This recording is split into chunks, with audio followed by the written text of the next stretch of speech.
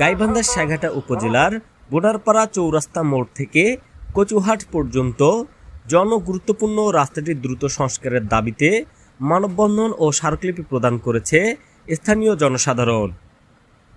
সোমবার 7 জুলাই সকাল 10টায় সাঘাটা উপজেলা পরিষদ চত্বরে এ মানববন্ধন অনুষ্ঠিত হয়।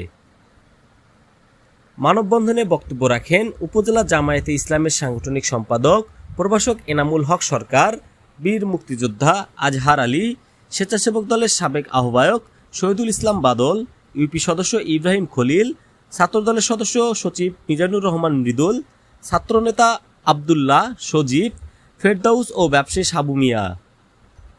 বক্তারা বলেন, প্রায় 20,000 মানুষের চলাচলের একমাত্র এই রাস্তাটি সংস্কারের কাজ সরকার 2019 সালে শুরু করলেও অজ্ঞাত কারণে ঠিকাদার খনন কাজ শুরু করে মাঝপথে উধাও হয়ে যান। এরপর দীর্ঘ 6 বছর ধরে রাস্তাটি অবহেলায় পড়ে রয়েছে।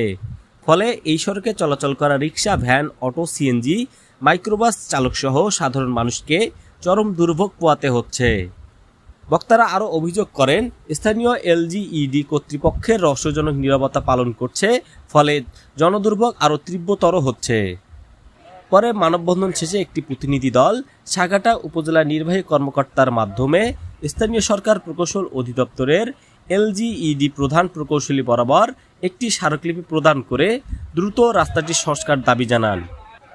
সাঘাটা থেকে মাজেদ মজুর ভিডিও চিত্রে মোস্তাফিজুর রহমান ফিলিপস, সাঘাটা নিউজ।